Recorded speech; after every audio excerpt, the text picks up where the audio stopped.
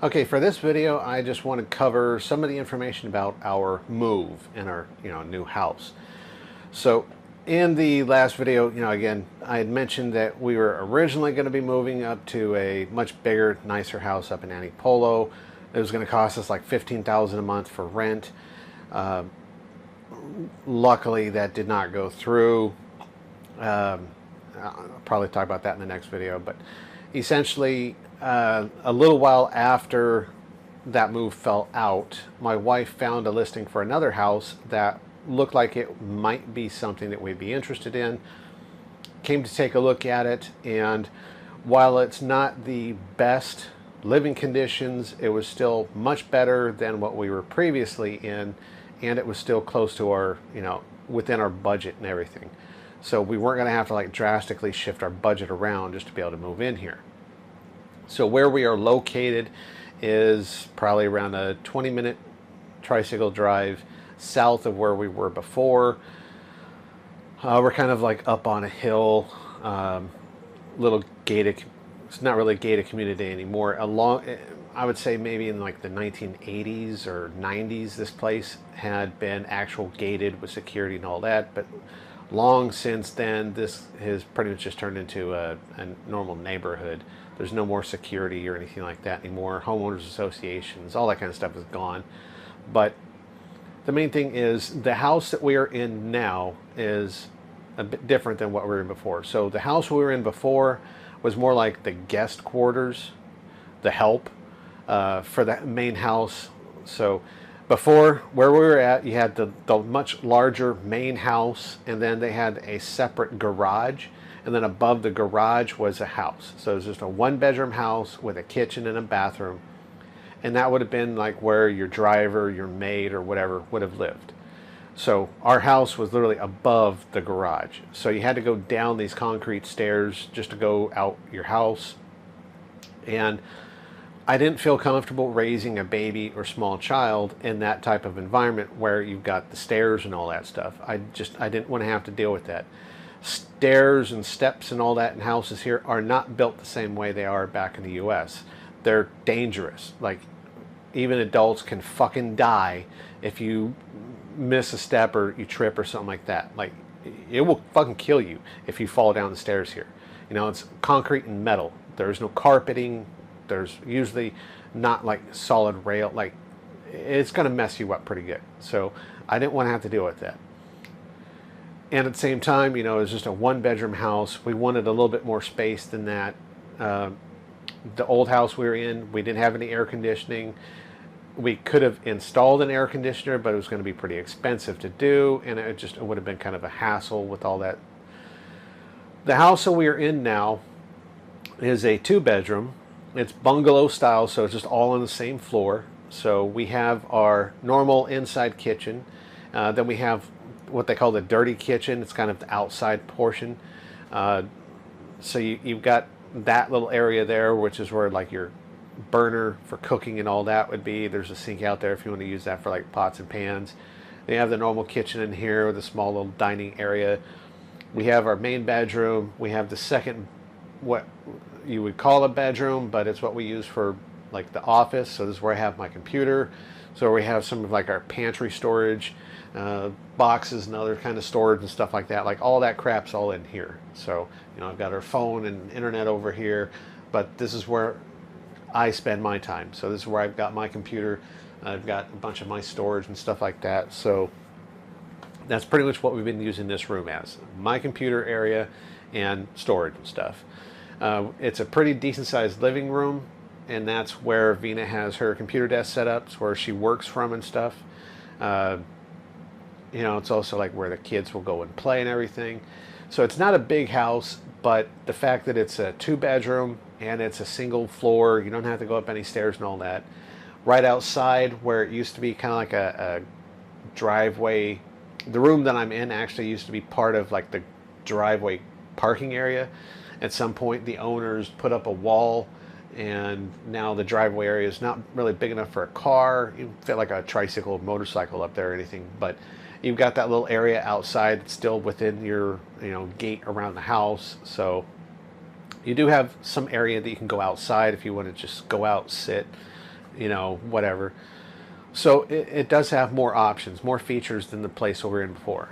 The last house we were in, we were paying $6,000 a month rent, which is about $120 a month. The place that we're in now is only $6,500 every month, so it's about $130 a month. So it's not that much more expensive, even though we've got an extra room. But there are some downsides. So for one, the screen door in the back here where the kitchen is, the screen door that goes to the dirty kitchen, it's an open screen. So that means the whole entirety of the inside of the house, the living room, kitchen area, it's exposed to the outside. So you can't put in an air conditioner unless that screen was to be replaced by like glass or something like that. You obviously can't install air conditioning if there's free flowing air. So that's one downside. We can't install aircon in the main part of the house unless that screen door were to be replaced, covered somehow. But we were able to put an aircon in the bedroom. So at least in the bedroom, it's not all hot like that. You know, we figured we want our baby to be able to sleep comfortably and not sweating like crazy. So we've got an aircon in there. Until very recently, I had to use fans in this room, but recently, considering I was going to start working, we installed a smaller aircon in here, so we do have that. The kitchen area, you know, it's big enough to get the job done. We don't have like a big family and all that. But I mean, overall, the size of this place isn't bad. And it's not that much more expensive than the last place was. So for that extra 500 pesos, or like $10 a month, we're getting a lot more out of it. But we are much farther away from her family and the convenience, the shopping and all that. So we are having to cover like additional transportation and things like that. There's just other inconveniences that come with it. We're also not as close to her family, so it's not like just within walking distance like it used to be. So now for us to go see her family or her family to come here, it is more of a travel. We don't get to see them as often as we used to, but it's still better than if we had gone up to Antipolo, which in that case, seeing family would have been like a monthly thing instead of a weekly thing. The place had okay water pressure, and I mean, everything was looking like it was okay. We could tell it when we first started to move in. They had recently done kind of like renovations, painting and all that kind of stuff, but there was still some work that needed to be done. I did record videos when I was coming in here to kind of prep the place. Some of those videos still survive, so I'll probably put those in another video later on, but basically I had to come in and install screen on all the windows. None of the windows in this place anywhere had screen of any type, so you're gonna have bugs and shit all the time. So I went and I put screen on all the windows. I cleaned up a bunch of stuff. The kitchen had a empty socket, like a hole where a light fixture should have been. So I had to install a light fixture in the kitchen.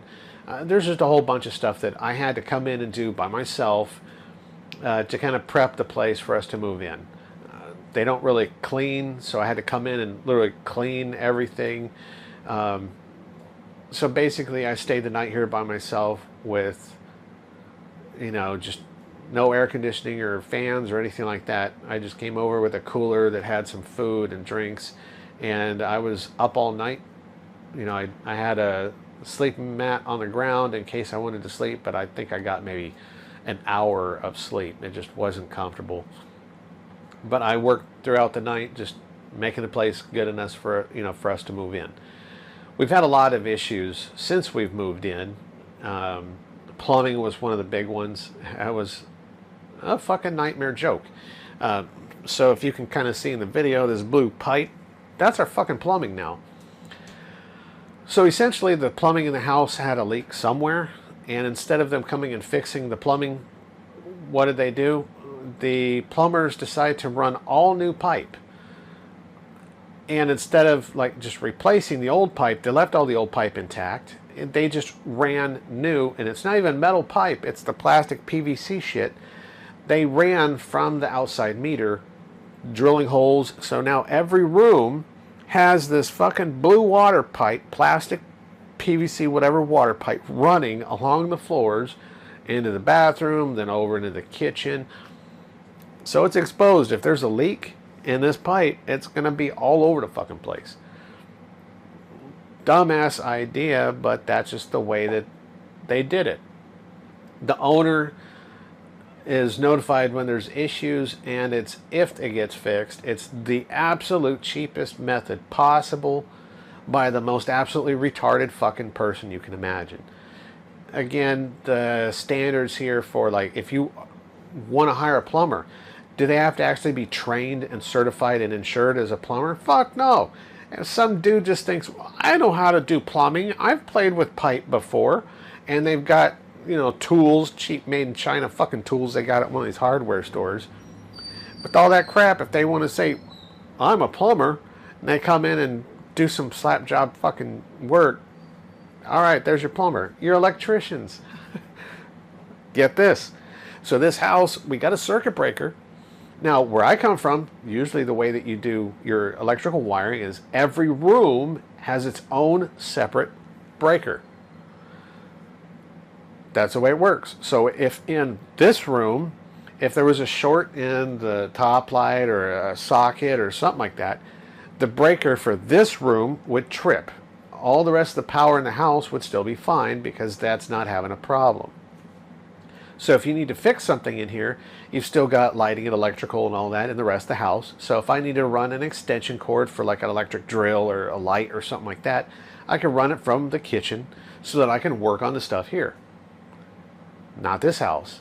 In this house, every single top light for the whole house is on one breaker. And then all of the wall sockets for the whole house is on one other breaker. And that's it. So in the entire fucking house, if in some room, somewhere, one of the light bulbs shorts out or something, the whole house trips. And now you don't know which fucking room has an electrical problem. And that also means that in the whole entire house, there's no more top lights. So you've got to first figure out which room tripped the breaker and try and figure out why. But then you've got to try and figure out how to fix the problem without lights in the whole house. It would be worse as if one of your wall outlets goes out. You got to go room by room, checking every single outlet, trying to figure out where that short is. And if there's a short, you're not going to be able to run an extension cord for any electric drills or tools or anything like that because there are no more functioning outlets in the whole house. What fucking retard decided to do that for the electrical wiring when the goddamn breaker box has like 8 fucking breakers sitting there and they're only using 2 of them? This is like the typical issue you'll find here. There are no standards. It's more than likely whoever did the wiring in this house doesn't know what the hell they're doing, but this is the kind of typical thing you're going to deal with in a lot of places.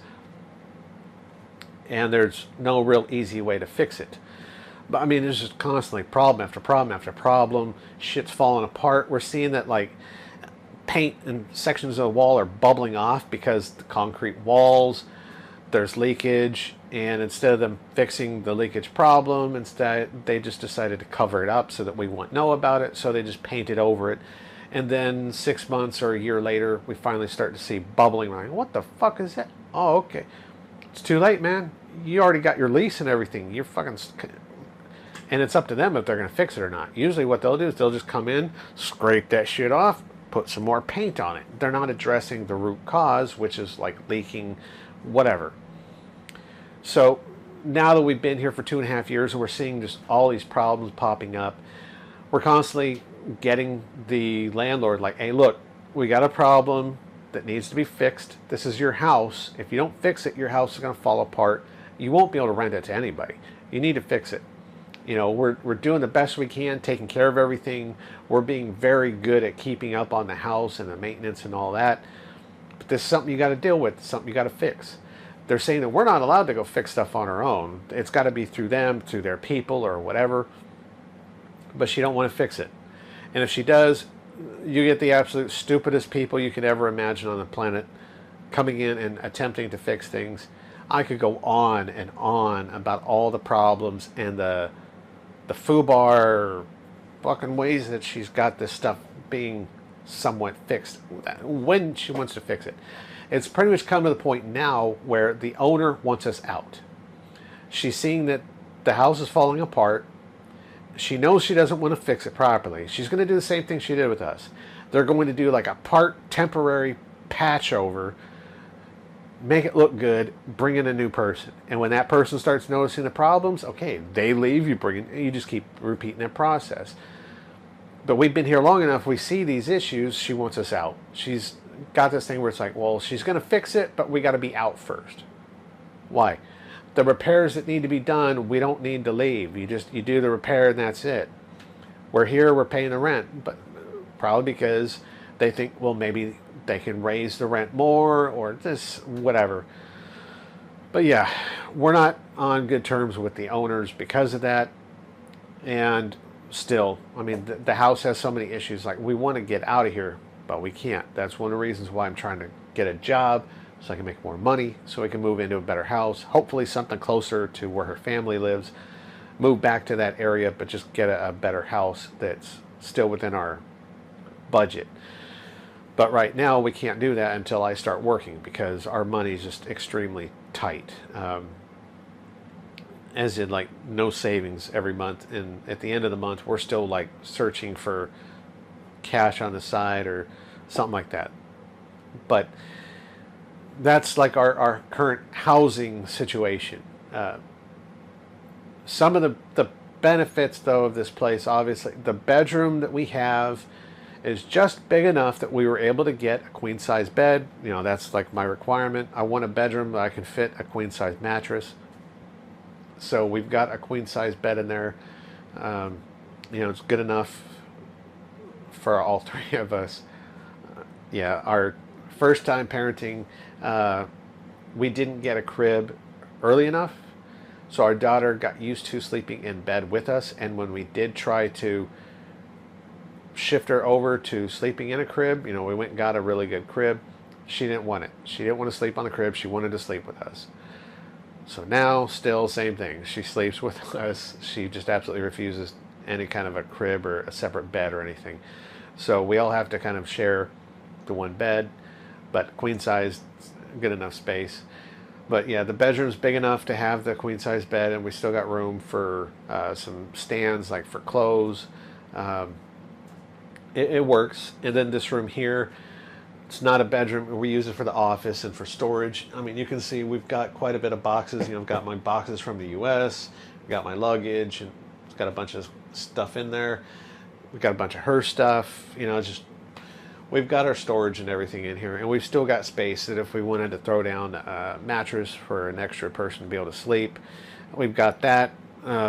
It's off camera, but we've also got some shelves that are brother made that are kind of like the pantry stuff. So we've got like toilet paper, paper towels, some of the extra food storage, cooking utensils, you know, first aid supplies, trash bags, light bulbs, things like that. So this is kind of where you don't want it in a kitchen, but you know, we've got it here. So the room here, it's big enough. So we've got our space. You know, this house size-wise is good. But before too long, we are going to want to have another bedroom that can be the kids' room, because as Lori gets older, she's gonna, you know, already she's got tons of toys everywhere. It'd be a nice place that you could be like, okay, this is where Lori can start to sleep.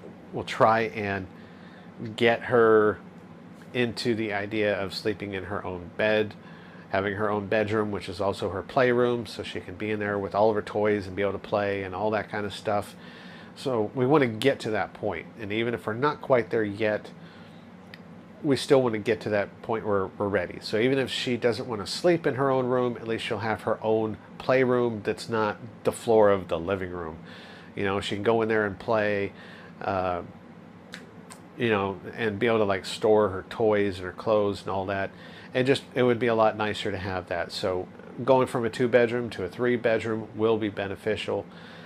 I would like to keep it still that bungalow, single-story style. I don't want to have to worry about stairs, because still at this age, it's easy for my daughter to go down the stairs, which not going to be good. So we do have the challenge of we are looking for another place. It just, at this point, we can't afford it yet. as soon as I can finally get lucky enough to get hired on for one of these simple jobs, that'll bring in around $300 a month that I'm able to put towards better rent and the increases that come with that as well. But other than that, living here it's